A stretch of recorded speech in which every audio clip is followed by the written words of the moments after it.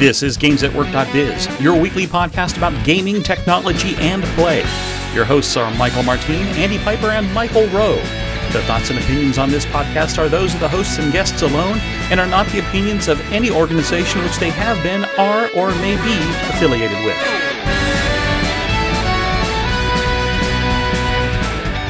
This is episode 545, Cyberpunk Potholes.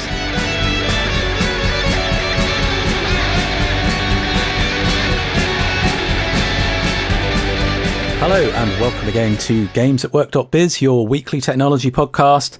My name is Andy Piper, and with me this week is one of my good friends called Michael, Mr. Michael Rowe. How are you, Michael? Andy, I am just peachy keen, happy, fine, and I'm looking over your right shoulder and loving the two Mastodon plushies. Yep, I have a stack of Mastodons and Mastodon-related things on my shelves, which is also great content for an audio podcast, so people know about that. Yes, but I was following a toot yesterday on. I guess there was a impromptu made beanie. Oh yeah, knit cap. Mm-hmm. And there was a poll, and I said I would buy one of those if the shipping to the US wasn't astronomically insane. Yeah, the shipping is the big... Which is why I didn't get the plushie either. Yeah, the shipping is a big challenge at the moment, and that's worldwide as well, because, you know, even in the UK, shipping from Europe is a problem, but we're doing our best with things. It's just a small way to keep a little bit of income coming in. It's not certainly not going to cover all of our costs for the merchandise, but no, it's a way to show a bit of support as well. So, yeah. But we've got some ideas. Cool. So what do we want to talk about today? What do we want to talk about today? Well, we've got a few things, and the first thing is something I found just today before we started recording, which is some new Kickstarter for these new electronic gauntlets, and the demo that they're showing on Hackster is, I think the initial version of these comes with this kind of, so they're the gauntlets. They sit on top of your forearm. They've got some kind of a metallic outer with a screen and some buttons, and it's got some kind of charging port. And the thing that they demonstrate in the video and attached to the Hackster article is a drone that you can launch from your arm, which looks kind of fun, a small drone. But the interesting thing is that they are talking about this as a modular system so that users in the community can develop their own modules. The gauntlets themselves have some level of smart features, health and fitness tracking, and some features enabling phone connection so you can get your notifications or whatever. But the idea being that you could plug on additional functionality, and looks kind of cool. Yeah. I was watching the Kickstarter video for it, and you know, you mentioned they hook on to your forearms, and I was like, yep, that's what gauntlets do.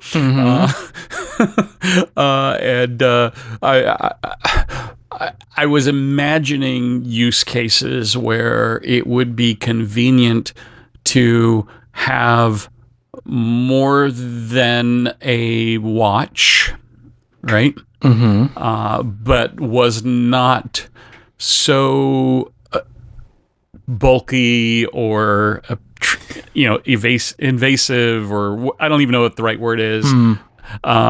Where this would be convenient, right? Because while the drone looked cool, no. Now, if it were a little tiny drone that fits somewhere inside the gauntlet, and you pressed a button or set a command and kind of unfolded out of the gauntlet and unfolded in there as it's falling to the ground and then took off. Now that would be kind of cool, cyberpunky. What it looked like looking at the demo video is, as part of the Kickstarter or part of the offering when it's available, they're going to have some pre-shaped magnets that you can stick on things, and there's a round flat surface on the gauntlet where you can attach something to. Right? In this case, that's where the drone hooks up because there's a big enough space for a magnet that might be strong enough to hold even this small drone, as well as to the right and the left of the screen that's in the center of the gauntlet, there are these magnetic connectors where you attach the modules. And so the big bulky ones are the ones that I wonder how often would you do this? If you're going to do that, wouldn't you want two gauntlets then, one on each arm, so you have access to some of the other stuff? Because the big drone that they show, and yes, big. What I mean by big is maybe like 4 inches, so small, is probably going to overlap some of the other modules that you've plugged in, and definitely going to overlap the display that's built in. But yeah, I conceptually absolutely agree. This looks fun, cool. Get this. And do you remember, gosh, I guess now it would be 5 years ago, the face mask that had the microphones in it and the speakers that was designed around COVID time that you could, had the air filters. Have one of those on with these gauntlets and... Didn't that get proven to be useless and everybody had to be refunded or something? There were not many. Yeah, I mean, they finally shipped it almost a year. They shipped it like really late. It showed up at CES, I think, right around or shortly after CES, right when COVID started happening, and then I think it shipped like in November or later. And I remember, oh God, who was it? It wasn't. It was one of the influencers. Totally going blank on her name. Yeah, one of the influencers was taking it on a plane. I'm totally going blank on her. Felicia Day. Thank you, Felicia Day, who I've met and talked to, and she's very nice. But I think it was Felicia Day. Was they have the person who showed it? I think she may have shown one too. Anyway, doesn't really matter. Yes. That mask, these gauntlets, maybe those shoes that Michael talked about a couple of weeks ago from Nike that accelerate your speed, and you're halfway through becoming a mech. Well, if you scroll down the Kickstarter page, they go into the details of the history of the team and the product, and the patent goes back to November 2024. After they failed to get an exoskeleton startup off the ground over, I guess, the course of 2023, and they've now come up with this thing. So it's called the Titan. I'm almost certain I won't be investing in this particular Kickstarter, but it looks interesting and fun, and I'm curious to see what happens.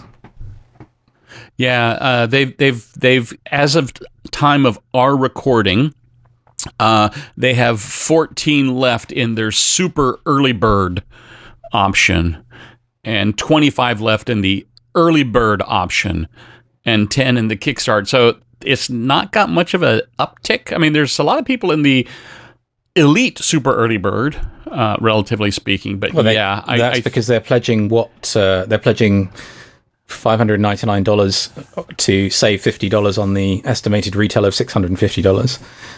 And then if you add your Apple Vision Pro on your head, then that gives you your round $4,000. Nice round numbers. Well, no, that's only if you've got the base Apple Vision Pro. Right. Some of us do not have the base one.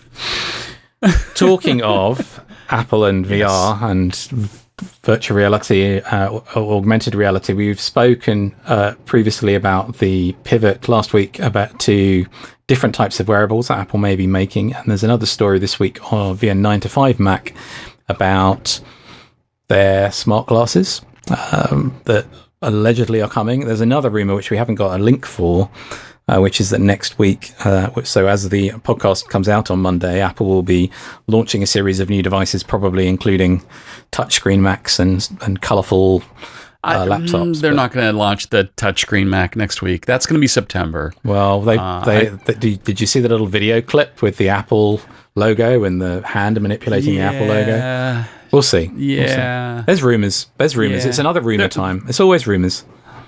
It's always room. But what's interesting about this is we don't tend to talk about acquisitions very often, but Apple recently acquired a company called Q.AI that if it works half as well as the hype of the press announcements of the acquisition, okay, is a technology hire or acquisition, acqui-hire, whatever you want to call it, that uses nonverbal speech and understands it and can use it in a setting like this. So if you can imagine kind of whispering to yourself with no sound whatsoever, hey dingus, turn on the lights, and you're wearing these glasses and they have the right sensors, or maybe it's in the AirPods or whatever, and then you can have interactions without looking like the crazy person sitting there,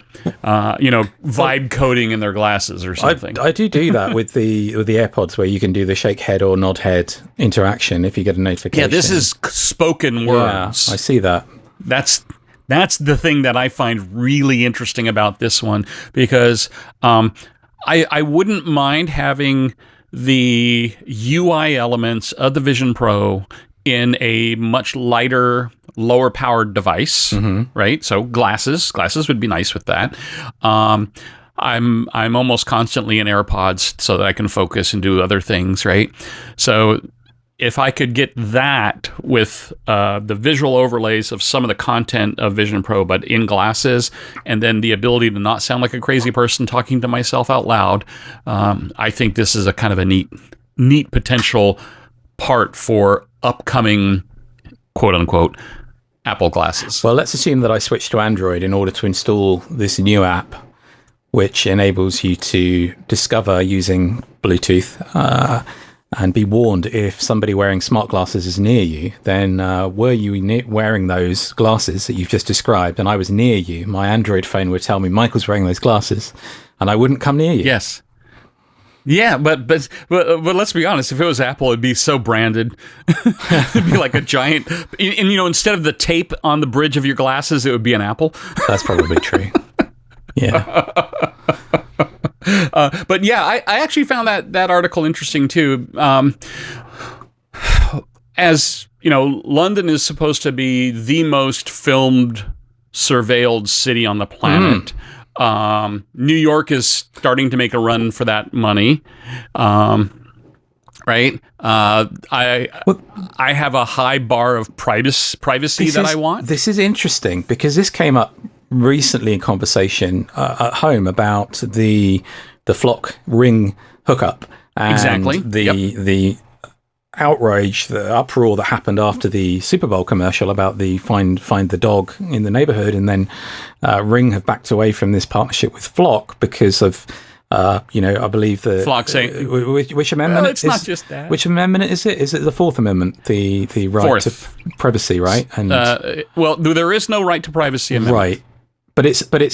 to do with the Supreme Court said there was a right to privacy. The fourth is unreasonable search and seizure, so which is equated to privacy because that means you can't search my stuff if I don't give you permission. Right. So it's to do with there's interpretations of that basically give you more permissions around your home and surroundings as according to that amendment, which is stuff that I've learned about the American Constitution and how it gets interpreted or is set up. So, and we were talking about the fact, as you say, that in the UK, you do have this, and it's not necessarily something that we think about a lot, but there is a lot of public use of closed-circuit television cameras.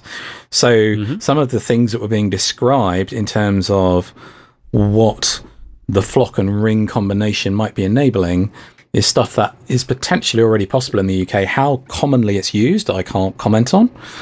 But it is an interesting cultural difference between the ways that we think about what's happening in society and with the technology around us. Yeah. Well, so there was a show, 10 years ago maybe, called Humans. Yeah. And the very first episode has these people breaking into some building, and they're wearing these necklaces, and the necklaces are IR emitters that are basically blinding all the cameras. So you can't see their faces. And I keep thinking with, you might have smart glasses near me. That's one thing, right? You have the Meta glasses, right? The Ray-Bans.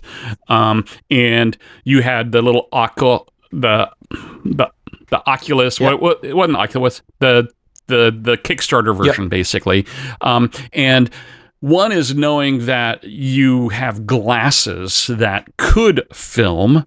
The thing that I find more interesting would be are filming, right?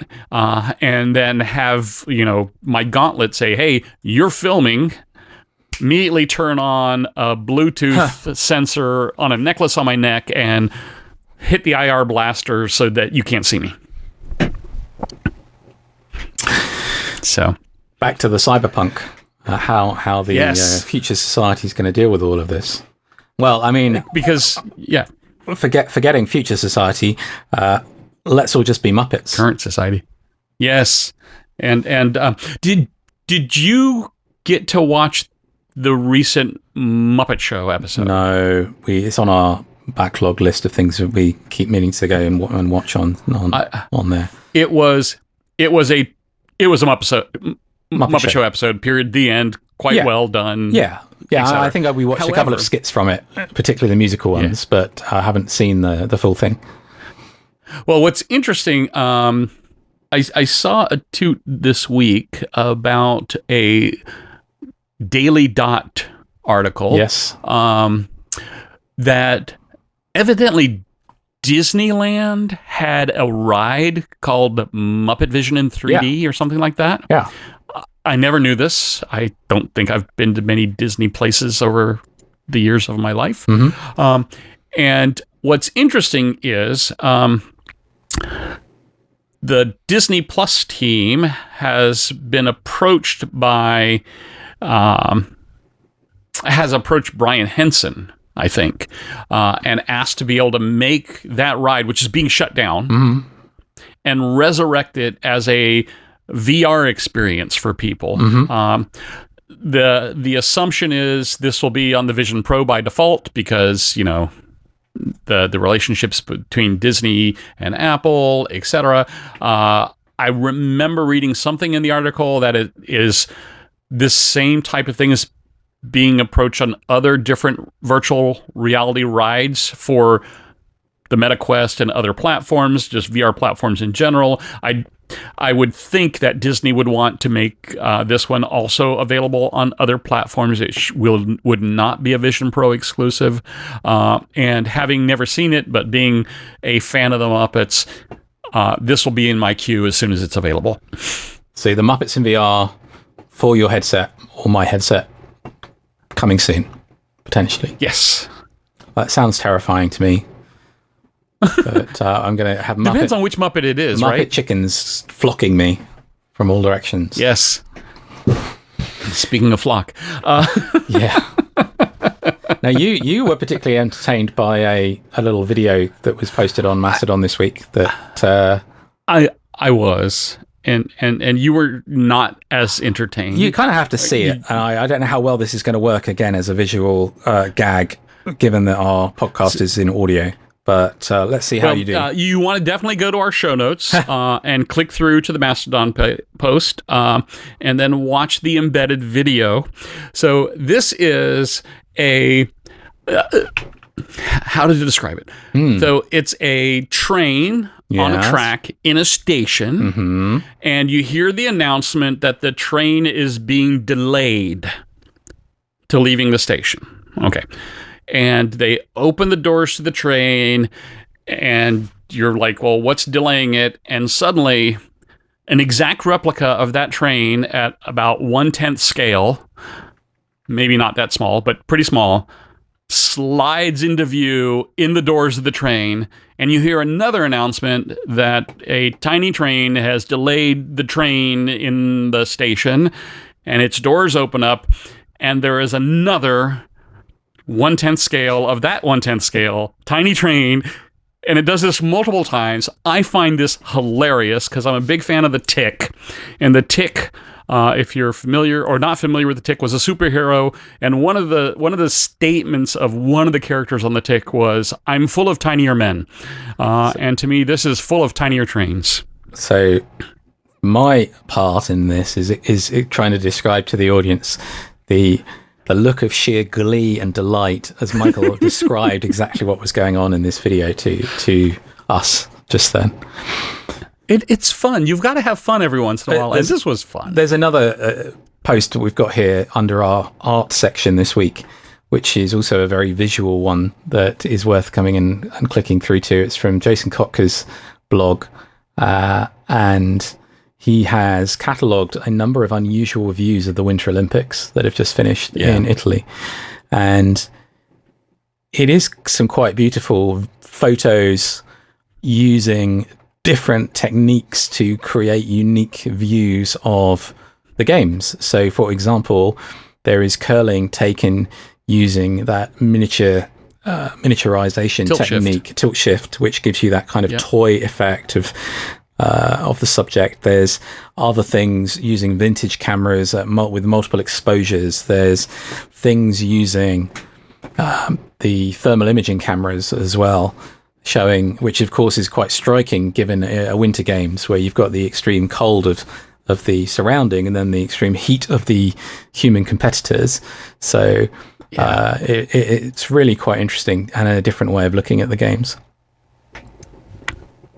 Yeah, I really enjoyed those. There were so many of them, and there's an article that he clicks through that shows it. The actual base articles from the Atlantic. Very cool. Right, a couple of more to round off the show. We've got a few things to talk about. One of them is our friend, the Mars rover, and our friend, the Mars helicopter. Our friends once more. So listeners to the show will remember that we are into space, and we have been following the travails of NASA's mission to Mars in some detail. And the Ingenuity helicopter shut down some time ago because it ran out of power, or it couldn't. I think it had a little bit of damage as well. I thought the propellers got damaged over time because of the sand. So there were a few things that, it was only intended to last a couple of days when it went up as an experiment. It managed to do 72 missions and months worth of time. It was a long time that they managed to do things with it. But what they've actually managed to do now, and this is one of those mind-blowing things when you think about what has happened, that there are these machines, electronic machines that humans managed to deliver to a far-off planet elsewhere in our solar system and are still able to reuse them and do things with them. So they've now managed to deliver a new workload to the helicopter base station, which essentially acts as a remote GPS for the rover, because the rover kept losing track of itself because it didn't have GPS. And so it would kind of, carry on trundling along and then estimating where it was. But now it can communicate with the helicopter, which can actually detect, because it has a much better processor, I think 100 times faster than the rover, actually act as triangulation and help it to figure out. Apparently the algorithm takes about 2 minutes to pinpoint the rover's location to within about 25 centimeters and reinform the rover of where it is. It's really quite clever. It's just crazy. It's just amazing. It is. Stuff. It's amazing. I can imagine the rover. There reminds me of an old Steve Martin phrase or way of speaking in his old comedy routines of "Where am I?" The rover's sitting there, and this, ground control's going, "Perseverance, you're on Mars." Thank you. Well, luckily the rover hasn't yet encountered the kinds of potholes that it might find on Earth. I mean, it's got a much worse, in fact, that to deal with up on Mars. But on Earth, there's a company in the UK that's been reported this week in Boy Genius report as being able to do some work around helping a local organisation in the UK figure out when potholes are going to form. It turns out, when I did a bit of background reading on this, that this has been happening for a couple of years. This is an old bit of news that that's being re-reported. I think there's some effort to apply the kind of AI that is being used with these vehicles in the UK to infrastructure problems in the US, at least in the article. But this has evidently happened already. I was surprised to read about it because it talks about this being an autonomous vehicle, and in the UK we're only just about to start enabling self-driving taxis and so on in metropolitan areas. So I think it was a very early test of this kind of technology. But potholes, fix them before they happen. Cool. Potholes. The final robotic link we have is somebody who managed to raise his own robot army, which, Michael, you found typical for this space.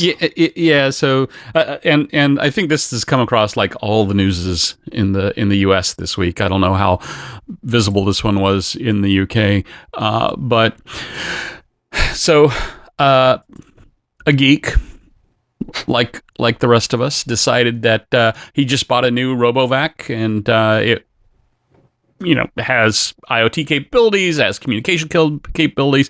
So he figured out, how can I reverse engineer its controls so that I can control it with a PS5 controller, so I can vacuum my house. Yeah. Well, in typical IoT perspective, the developers of this device thought, well, nobody would ever do anything to try to reverse engineer our command and control system. Nope. And so, lo and behold, their back end was completely wide open, and when he was controlling his own vacuum, he was also controlling 7,000 other vacuums around the globe, because they just didn't think about that. So, I mean, it's only a connected device that has the ability to map the inside of your house, and why not? And tons of sensors on it with a camera. Why not? And see inside of your house. So. Yeah. So this is one of those stories. Yeah, no surprise. and on that bombshell, that's the end of our links run through this week. So we will be back here again next week talking through some tech and links. But do share anything you find interesting to us on Mastodon, games@work_biz. And otherwise, we will see ya. You've been listening to GamesAtWork.biz, the podcast about gaming, technology, and play.